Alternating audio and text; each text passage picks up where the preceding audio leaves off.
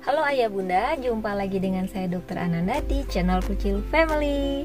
Nah, hari ini adalah hari kedua dilakukan PPKM darurat karena melonjaknya jumlah penderita virus corona. Ya, hari ini kebetulan juga hari Minggu ya, yang biasanya mungkin sebelumnya Ayah dan Bunda mengajak putra-putri Anda jalan-jalan dengan prokes. Ya, sekarang karena ada PPKM, jadi kita harus membatasi keperluan kita keluar rumah bila hal itu tidak urgent atau tidak emergensi, demi untuk kesehatan kita bersama. Ayah dan Bunda sudah divaksin belum? Nah, kalau kalian belum, ayo segera mendaftar untuk mendapatkan vaksinasi COVID-19. Nah, pada pelaksanaan vaksinasi kedua, sudah banyak ya screening yang dihapuskan agar makin banyak orang bisa divaksin, di antaranya orang yang darah tinggi. Ya, jadi sekarang bila tekanan darahnya di bawah 180/110 mm Hg, jadi orang tersebut bisa divaksin. Dan juga pada orang yang kencing manis, bila kencing manisnya itu biasa diobati atau terkontrol kadar gula darahnya dan tidak memiliki gejala komplikasi atau komplikasi akut seperti contohnya serangan dada atau sakit dada atau ketoasidosis diabetik namanya, jadi penderita diabetes tersebut bisa divaksinasi.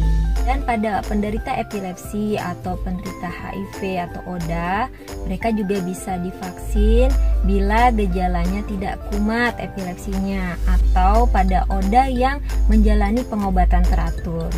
Serta pada orang TBC juga, jika mereka menjalani pengobatan teratur, mereka juga bisa divaksinasi bila tidak mengalami gejala sesak atau batuk-batuk akut. Pada ibu menyusui juga sekarang boleh melakukan vaksinasi.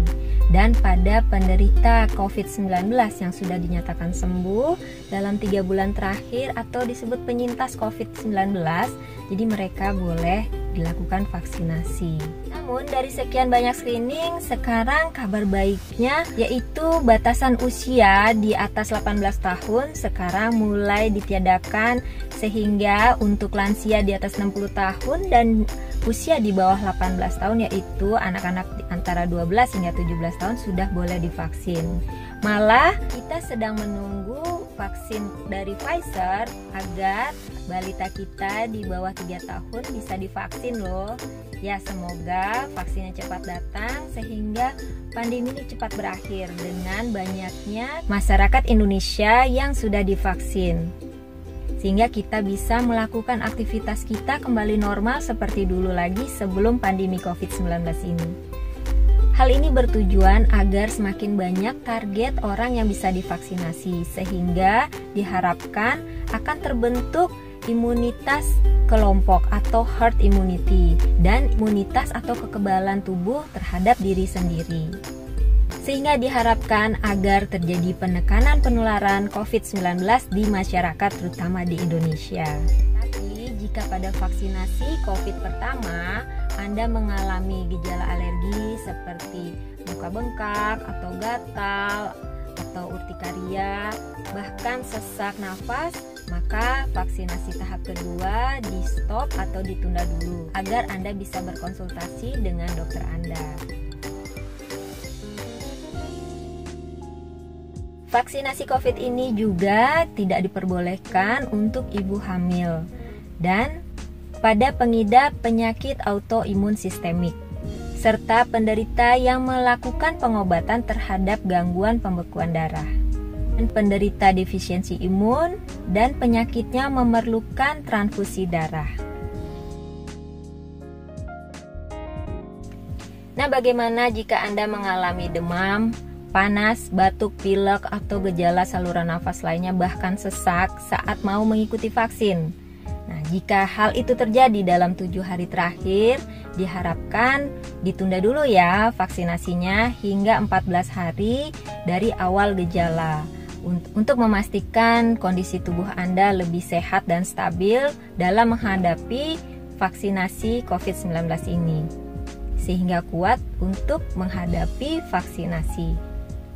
Oke, Jangan takut dan jangan ragu lagi ya ayah bunda, segera ajak pasangan Anda, orang tua Anda, keluarga Anda, kerabat Anda, teman-teman Anda, serta putra-putri Anda untuk melakukan vaksinasi COVID-19 ke pos-pos dan tempat pelayanan kesehatan yang ditunjuk pemerintah, agar pandemi ini cepat berakhir. Jadi pada dasarnya hampir semua orang sekarang diperbolehkan untuk mengikuti vaksinasi COVID-19. Yang penting Anda saat dilakukan vaksinasi, diri Anda tidak merasa loyo atau lemah.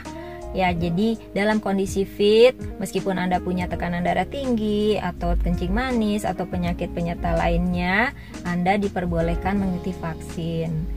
Tapi kalau Anda tidak mempunyai penyakit apapun, tetapi kayaknya Anda merasakan lemah, merasakan sedang lesu, tidak enak badan, sebaiknya Anda berkonsultasi dulu dengan dokter yang biasa melayani Anda untuk memastikan apakah Anda layak dilakukan vaksinasi atau tidak.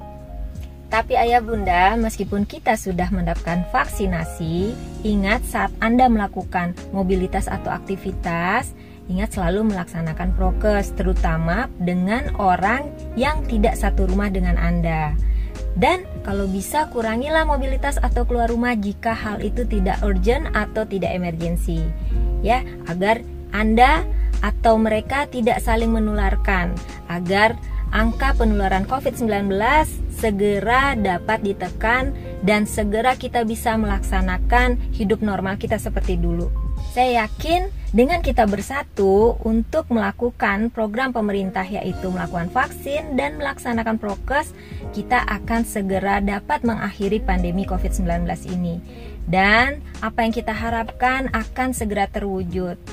Oke, mari kita bersatu melawan pandemi COVID-19. Sampai jumpa. Sebaiknya setelah pasien ada keluhan demam, langsung minum ini ya. Tapi kalau nggak ada keluhan demam, nggak usah diminum ya. Angkat lengan bajunya. Ya, nggak apa-apa. Lemesin aja, turunin. Santai. Kita masuk. Astagfirullah. Udah nikah belum? Belum. Oh. Dan keluhan itu makin loh. Gejala diabetes. Terus terusnya ini kan hanya obatnya diabetes. Bidang terakhir cek gula darah itu. Udah nih gula darah. Nggak sakit kan? Sakit nggak? Nggak kan? Oh, nggak sakit katanya. Ayo vaksin, ayo. Semangat kasih gula darah.